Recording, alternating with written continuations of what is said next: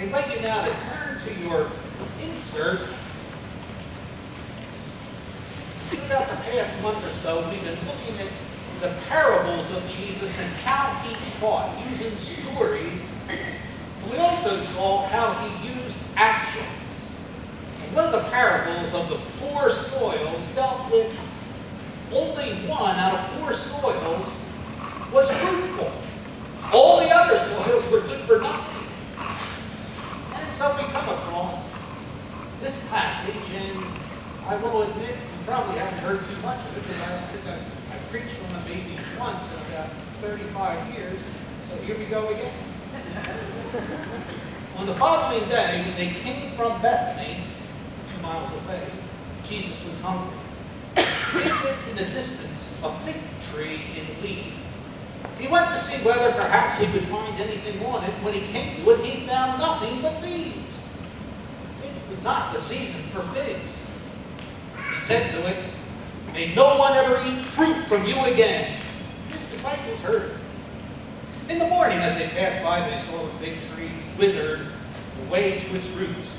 Then Peter remembered and said, "Rabbi, look, the fig tree you cursed is withered." Jesus answered them, "Have faith in God.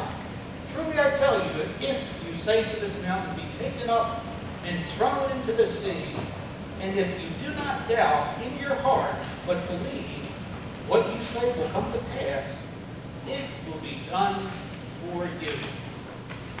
Now hold on to that insert, because I'll be referring to John, the other passage, a little bit later. Now this is a weird story, and as far as the record goes, this is one of 2 miracles of destruction. Destruction. Most miracles are blessings of life. This is a blasting to death and a curse on an inanimate object. Now, admittedly, just about everybody here does the same thing. We get mad at inanimate objects. People who play golf get mad at a little white golf ball for tripping off into the woods or into the lake. We do it all the time. But Jesus? And it's not even the season for figs. It's not even the season. So this is a weird story. Commentators are all over the place with this miracle story. They go from, well, it never even really happened. This is just a made-up thing. Another one would say Jesus is petty, just like everybody else. He gets mad at nothing. Or he forgets he's in Jerusalem. He was down in Jericho, where the weather's like Florida, gets warmer earlier, but now he goes up to Jerusalem, and it's just not the time for figs. And oh, that sounds good. And supposedly figs will bear fig trees will bear figs at different times of the year. But the problem with all of this is Peter simply says, it's just not the season. So he's cursing a fig tree for not bearing figs, but it's not even the season for figs. We let the scriptures stand, and there it is. Now, what in the world are we to make of this? The fact that he looked for fruit when there wouldn't be any should arouse a little curiosity. There's a deeper meaning to the event. After all, it struck Peter as very, very strange. That's why it's recorded here in the Gospel. When you read the Gospel of Mark, you're reading Peter's sermons and recollections. You can just hear Peter, man, I can't believe it. He cursed the fig tree. It wasn't even the season for figs. You need to understand, though, the fig tree was a symbol of the nation Israel. Fig trees are pictured as blessings of prosperity by the prophets. Everybody one day will sit under his vine and under the fig tree. No one will make them afraid. The mouth of the Lord has spoken. It's a sign of prosperity. And, of course, the purpose of the fig tree is to bear figs. So this fig tree incident is a teaching situation. It's an object lesson for the disciples. Especially, though, when we look at the context of when this happened. Does anybody remember when this cursing of the fig tree occurred? Ooh! I'm kidding. The timing of this story is crucial.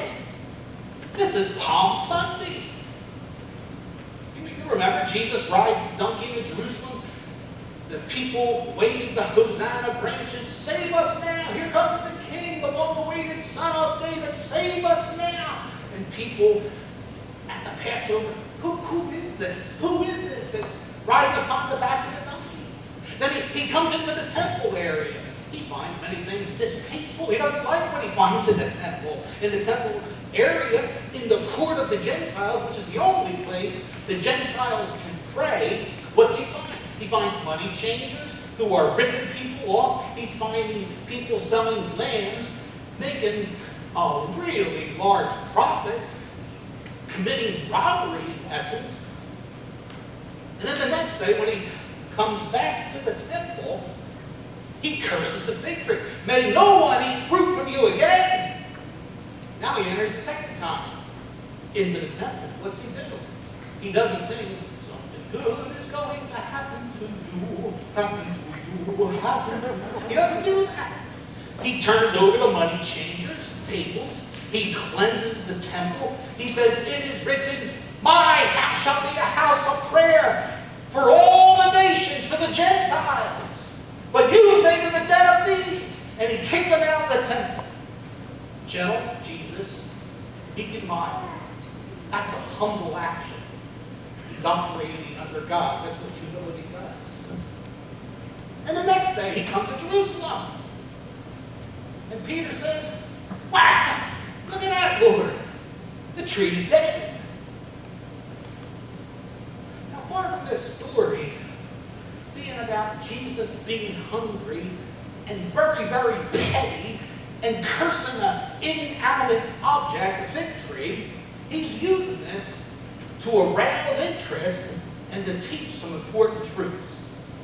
Like the prophets of old, he uses words, but he also uses actions. Cleansing the temple is an action. By his word and miraculous action, he's revealing the danger of a barren, fruitless religion. The only thing a barren, fruitless religion is good for is nothing. It's good for being cursed. Jesus is pronouncing judgment on the nation, condemnation against the religious barrenness. I mean, he goes into the temple. He's looking for faith. What's he find? He finds a pile of fertilizer from all the animals. That kind of religion stinks. Fruitless religion is a contradiction in terms. There is no such thing. Another time he said, salt is good for nothing if it lost its flavor. A dead religion, a barren religion, doesn't bear any fruit. So he uses the temple as a background. And the people ask, who is this? Who is this that comes to the temple? By what authority does he do this? What about the Messiah? What about the Lord? What about the Lord of the temple? What about the judge? What about the judge of the living and the dead? Who is this? Now what did Peter and the disciples take away from this strange, miraculous incident? With the barren fig tree and the barren temple, the temple religion is a backdrop. Jesus launches into important things. Again, the danger of a religion that is no good. A fruitless religion. A barren, dead religion. So the question remains, how do I avoid being barren? Let's put it in the positive. How can I bear fruit? The fruit that the Lord would have in the temple and through his people. I remember a preaching class in seminary, Dr. Lewis said, ladies and gentlemen, when you preach, don't just scream at the darkness. Light the candle. Talk with a member of a church. See, I go to church every week. All the pastor knows is telling you you're a big dirty sinner. You're a no good dirty sinner. You're a no good dirty sinner. Now, some people love that kind of preaching. They say that's really, really powerful. You're a no good sinner. And this guy said to me, I know I'm a no good sinner. What do I do about it? Help me! Don't scream at the darkness. Light the candle. Well, right in the context here, Jesus lights the candle, how to avoid being barren and how to be fruitful. How to be fruitful. Look in 22. This is what Peter remembers. Among Peter's telling the gospel writer Mark. Jesus answered them, have faith in God. Truly I tell you, if you say to this mountain, be taken up and thrown into the sea, it will be done. If you do not doubt in your heart and believe what you say will come to pass, it will be done for you. This isn't just believing God exists. This is trusting God to answer prayer. Unlike the temple area, filled with thieves and extortion artists who are dead, Jesus is pointing out, make sure your trust, you're connected with God. Watch out for that dead religion. Be connected with God through prayer. You'll be fruitful. I'm convinced prayer is the most important thing a human being can do. You know why?